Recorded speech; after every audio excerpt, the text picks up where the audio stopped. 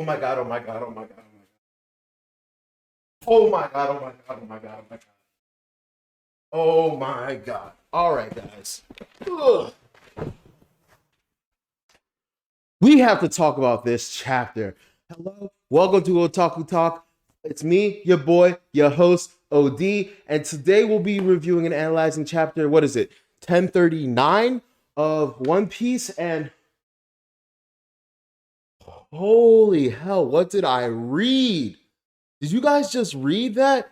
Insane chapter. Can't wait to get into it. If you are new to my channel or you've been here before but haven't done so already, please do me a solid, like, share, and subscribe. I'm really trying to grow the page.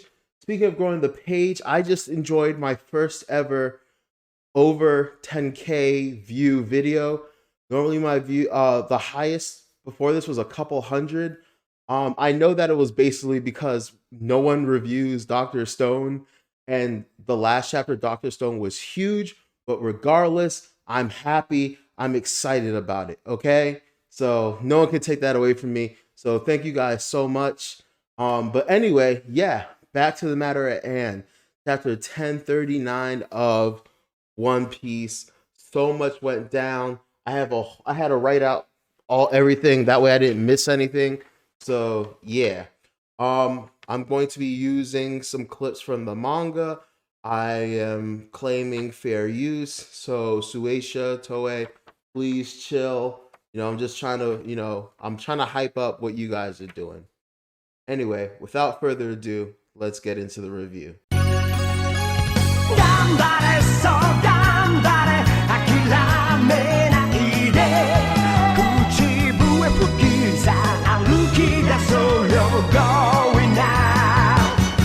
All right, guys. So, chapter 1039 of One Piece, the main attraction, which I'm going to be very real. That title bothered me because it's like the main attraction is the Luffy versus Kaido fight. That's the headline. That's the headliners, right? Like, they're not the straight up opening act, but they're the act right before the headliner. They're the second ticket or whatever, right? So I'm curious about Oda's title choice naming right here. Also, very sad we didn't get to have a continuation of the Germa story. I was kind of hoping we'd find out where Ichi was. That's the one the one whose name I forgot last time. So the oldest brother, the first brother, I should say.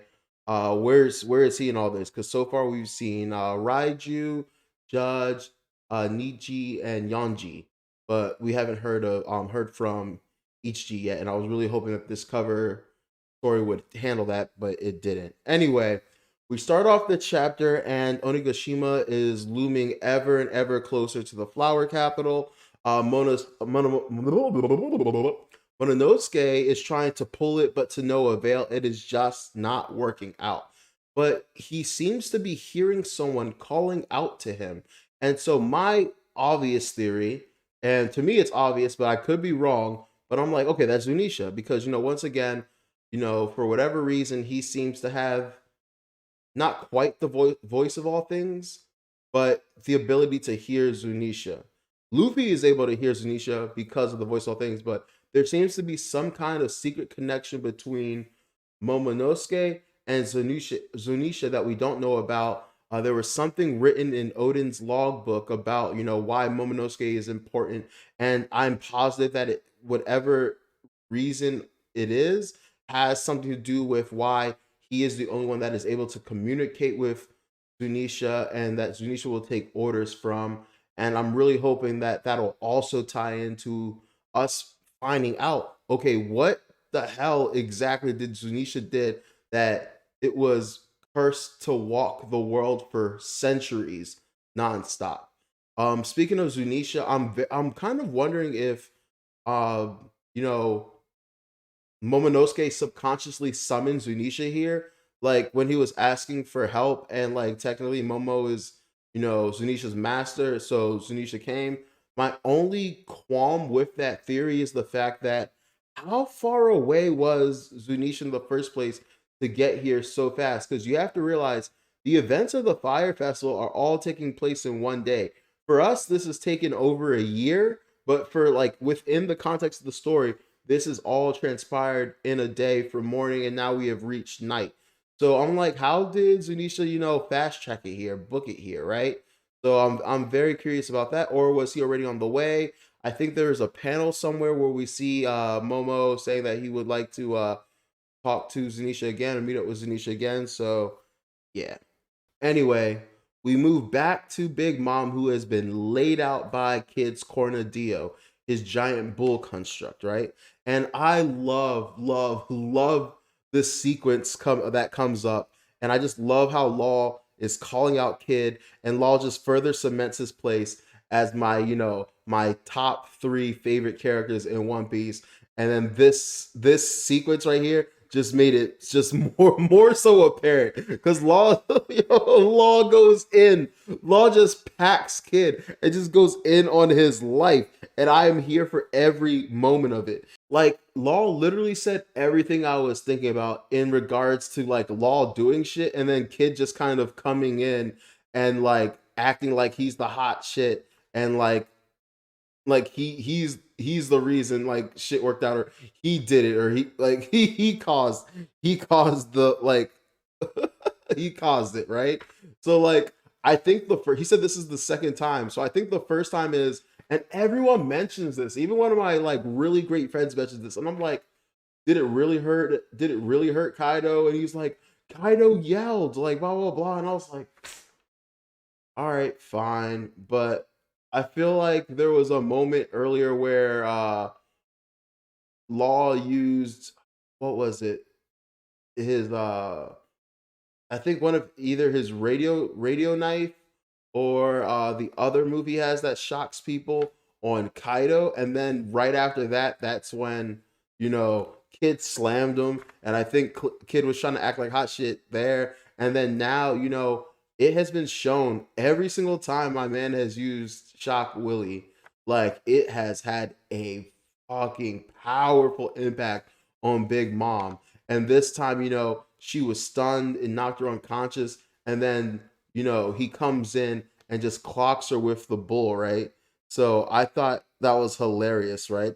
And because it's literally Law's Shock Willie that gave, Kid the opening. Now, once again, Law isn't up there on the, durability scale. And, even though his power is his devil fruit is extremely powerful, it does really truly shine in a support role, especially in matters like this when the opponents are just so vastly strong. But like, yeah, man, I'm with Kid through and through.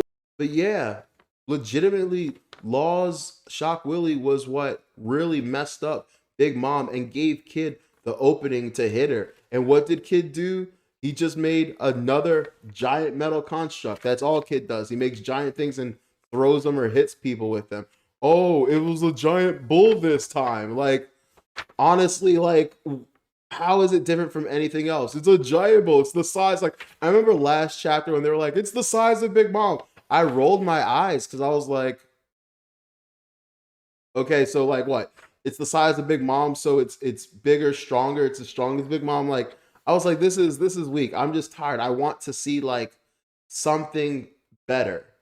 Like, can you imagine if Luffy, all he ever did to improve was something as stupid as like, I stretched my arm a meter, like 2 meters further back or something like that. That's kind of what it's feeling with Kid, and I'm trying to see some more ingenuity and something actually coming out of him, right? Honestly, Oda gave so much ammo to Law fans like me and fanned the flames of, of hate that Kid generally has in the community.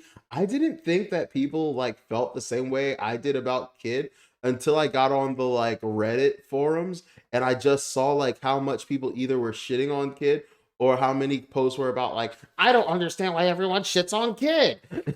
Like, but like, I don't know, man. It's just because he's been lackluster. He's been built up. He was the supernova with the biggest bounty. He was the first supernova that we heard of to go against the Yonko.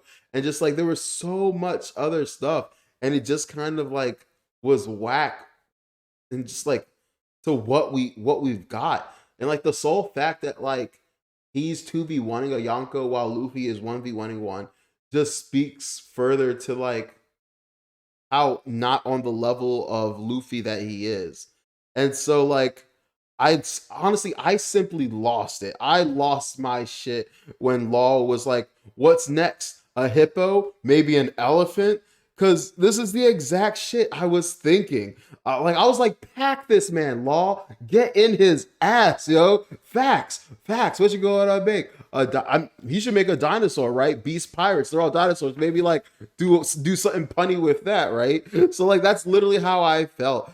Honestly, I swear Oda stays in tune with the feelings of his of the fan base at times, because like sometimes the dialogue he writes and the things he puts in just seem like it's addressing things that I literally saw people complaining about or talking about previous to this chapter coming out, right?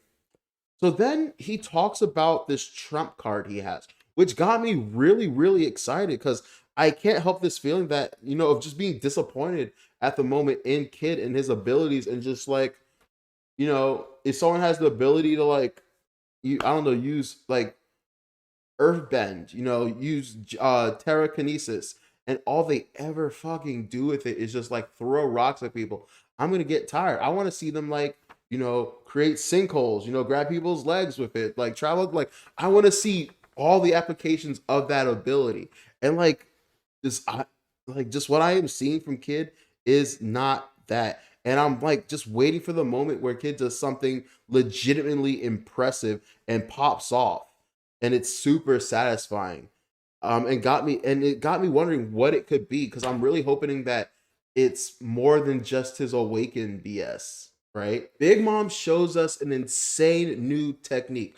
Apparently, she's able to use her life force to repair, like to like heal injuries she has sustained.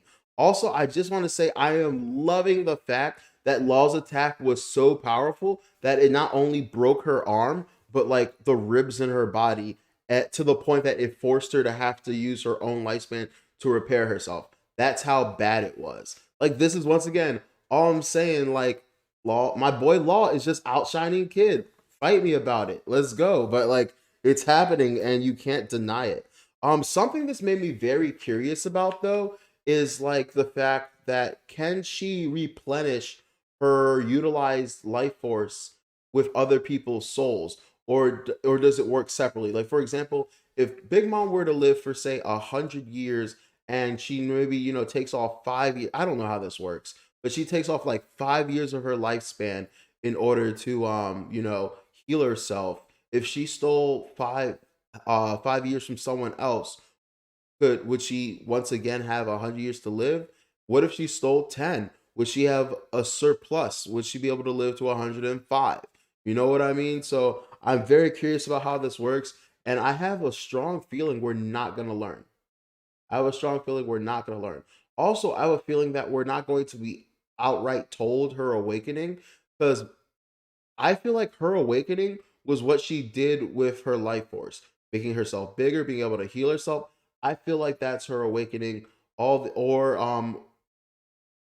some of the other stuff. Like I feel like she's been such a master of her fruit or ever, like maybe not taking the souls and putting them in stuff, but like just the things she does with like making, maybe possibly making the souls do things alone without putting them into objects and not making them homies. I forgot what the name of that thing is, but I'm mainly sold on the fact that her awakening was utilizing her own soul and using it on herself. That's my theory anyway. Law lets Kid know that he's on his last legs and that his next attack is going to have to be his last. So he's basically telling Kid to, set him up for the alley oop. Kid, once again, he said it earlier in the chapter and he says it again now, basically tells Law to stop giving him orders.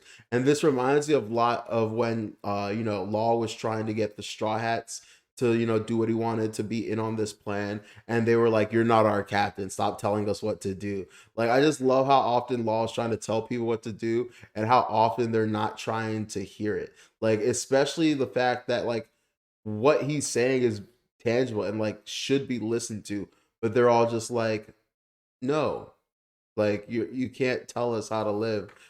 So like that part always cracks me up. But I'm always like, listen to Law. But I kind of get it, because like none of us really like to be like told what to do. But in a situation like this, whatever, fuck it, I'm listening, right? So then Mom combines Hera, Prometheus, and Napoleon to create Mazer Saber, which is different than Mazer Laser that she used against Ulti and Nami, right?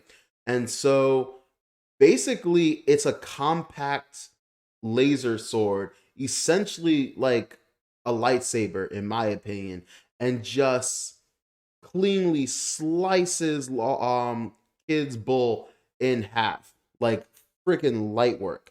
It's at this point where Big Mom gets super cocky and basically tells like Law and Kid that they're essentially nuisances, that they're upstarts, and she's going to like kill them like the hundreds of other upstarts and kids that she's killed before in the past, right? And it kind of made me like realize that her resume is significant, and she's been out in these streets for a long time, and she's been putting in work. Like Big Mom does this, like she does this. And so for them to pull this off is actually, it really just kind of scary, because like, yeah, like this isn't the first time she's been challenged, and it's probably not going to be the last. And she's survived all these other encounters, so of course she's going to be a little bit cocky. And but the thing is, she has mountains of bodies. She has mountains of bodies. And so I get why she underestimates them, but obviously we've seen this chapter. We know that wasn't the move. So Kid uses a new form of a sign. Instead of simply magnetizing her like he did last time and just letting, any random amount of, metal objects, attract to her and hit her, he assigns her a south pole and then assigns north pole to this random building, which actually they call a tower. And I'm kind of wondering if, it's, you know, uh in relation to the kid that the card that Basil Hawkins, pulled, the tower. So I'm wondering if that's just kind of Oda, you know, alluding to that, reminding us of that, right? And so basically Big Mom is stuck to this wall, and she for the life of her cannot pull herself off, cannot beat the attractive force that's holding her down. And so while that's happening, Kid has reconstructed his bull, which by the way makes total sense. It's completely easy for him. Just because she sliced it, at the end of the day the bull was just still metal. As long as it's metal, no matter how much he slices it, she can just he can just put it together with magnetism. Like there's no real way to like really break his constructs besides like cutting them into like tiny pieces. But then again, I feel like he could still just put them together. But anyway, the bull is charging at her, and Big Mom does the unthinkable. She can't pull herself off the building, so she just moves the entire building and uses it to block the bull. And I'm gonna be real with you, I have been shitting on Big Mom for quite some time. I feel like she's been a joke a majority of the times we've seen her, and we've seen lesser characters, finagle her, finesse her, and do all these things. But now, like what she's done the previous chapters, and this chapter in particular, really has me going, okay, you know what, Big Mom, I'm gonna put some respect on your name. You're holding it down, and I fuck with it. I like it a lot. Like I've been hyper critical of Big Mom because she has been getting bitched and clowned a lot, but right now in this moment she's really showing who the hell she is, and I'm here for it 1,000%.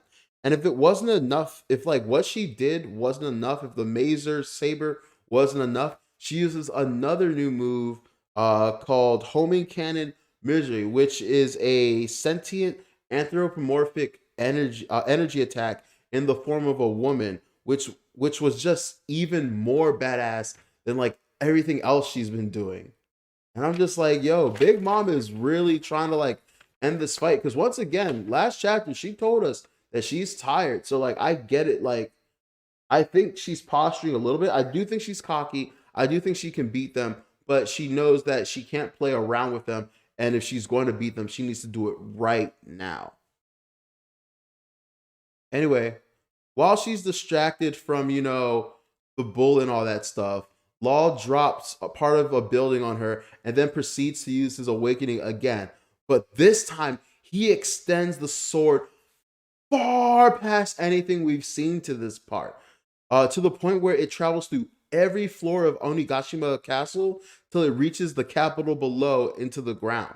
My theory is that the longer he makes his sword or Kroom, which by the way, I was watching a Tekken video, and apparently Kroom is supposed to be like a pun for chrome, because in modern science, whatever, they found that coating the medical equipment in chrome has more benefits or something like that. So that's the current theory of why it's called Kroom. I don't know if it's correct, but I like it, and it's the only thing that I've heard that makes sense so far. Anyway, going back, I think the longer he makes his sword or chrome, the more potent its effects, but probably the more energy it takes out of him. But I think he's realized from his previous two uses of Shock Willie that like if he's going to take Big Mom out, he needs to use every bit of power he has. The first time he didn't, make his sword that much longer, she just coughed up a little blood. The second time he did it, when he made it go all the way through her, she coughed up so much blood, and like she said, it broke her ribs and all that. So yeah, this time he was like, yeah, if that did that to her and broke her ribs, like this is really gonna end her whole career. So based on that information from his previous attacks, he knows it's time to go big or go home. Meanwhile, before he can finish his extension, Big Mom is just laying into him. Like sorry, why do I keep switching their name? Law is just focused on, extending this crew, trying to get max damage, trying to get that critical damage. And Big Mom is like, get the off me, you mother. Bow, bow, bow, bow. Bitch, we busting at him.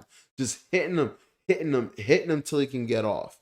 And just Law is just taking it. I don't even know if he's using like armament hockey at this point, which I'm gonna assume he is, because I can't imagine him just taking straight up blows from Big Mom, right? Now then again, she is hurt and she is injured, but I could see, I heard the crew or whatever like showing great concern. In fact, like wanting him to like chill and just like leave and get off of her. But then he finally gets it going and uses Puncture Willie, right? Which I assume to be a more direct physical attack of Chrome. So like before, like Shock Willie sent a shockwave through her body, right? But this one, I think it's just doing blunt force internal damage. That's my theory. And while it does this, it's so strong that it immediately knocks Big Mom unconscious, albeit for a few seconds, and it creates a crater in the ground below and a hole through all the floors in which the sword passed through. So this thing really, really did tremendous damage, and I can't wait to see how it's demonstrated in the anime as well. By the way, Yamato sees this all go down, albeit without, comprehension or context for what exactly is happening. But I'm wondering if the hole created can be used to like dispatch of the bombs, even though I kind of feel like, maybe they might still go off. But once again, the gunpowder is frozen slash wet, and so maybe they wouldn't. Also, maybe it can be used as an escape route for everyone still in Onigashima. Maybe several people who fly or Momo can come down and escort them down. Another theory I thought would be really cool is maybe the hole is the perfect size for like Zunisha's trunk. And so when Zunisha shows up, he can just stick his trunk through the joint and just like hold it like this with his trunk. I don't really know the dimensions of Zoe's trunk and the dimensions of the hole, but I thought that would be a really really cool idea. Anyway, Big Mom still has enough fight in her to command Misery to kill Law, and that's when Kid comes to the rescue. Finally, finally using an ability that I've been waiting so long for, right?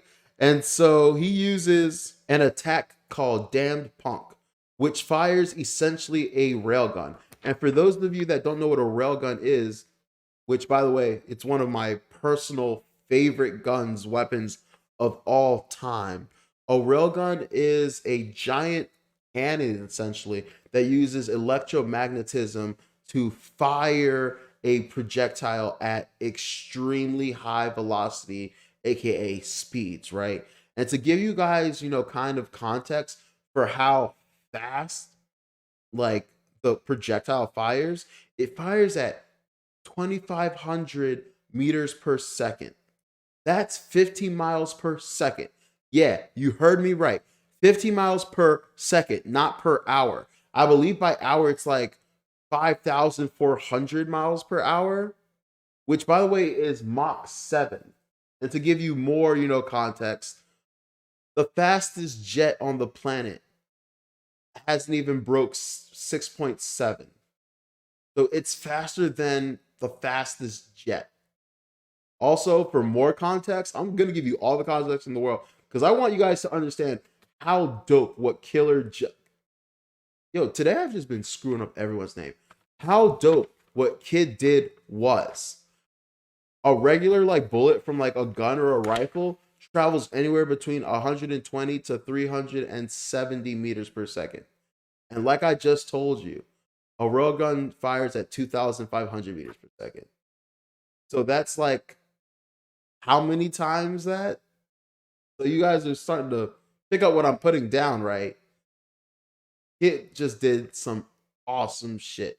I'm very curious if Kid fired a something metal out of his railgun or if it's just pure energy. I'm very curious about that. Anyways, Big Mom before it's fired is basically like, do you know who I am? I'm Big Mom.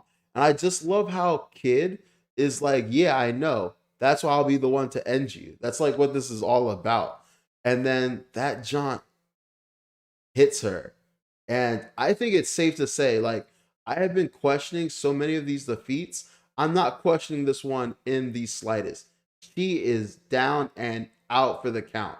Like, between the amazing Puncture Willie and the railgun to the point blank railgun, by the way, because railguns are usually fired from like miles away. So a point blank railgun, she is out. She is done. I don't think she's dead, but yeah, she's definitely out for the count. And I'm wondering what Oda is planning to use to do with that character. I'm assuming that Kid and Law are going to pass out. Thankfully, their crew members are here right now and going to take them away, so they're covered. So I'm very curious about how Big Mom is going to be recovered. Maybe her pirates finally climb up the water fountain and get her out of there. And then I love how the chapter ends with essentially telling Big Mom, "Future's now, old man." Like that's literally what he did. That's literally what he did. But dude, I can't tell you how hyped this chapter was. I read it over so many times. It's literally 5 a.m. right now, but I wanted to make sure that I freaking edited this and had this posted ASAP in the morning because of how dope this chapter is and how much I wanted to get my review and thoughts out on it. Anyway, if you guys like this review and want more content from me, please like, share, and subscribe. Would mean the world for me. I loved seeing my my channel grow with the Dr. Stone video. And I know that One Piece is an oversaturated market and that there's so many, phenomenal content creators that I'm in competition with. But, I just really love anime and mangas, and particularly One Piece. And I hope my passion shines through, and my takes are at least halfway decent. So please drop me a like, share, subscribe, the whole nine.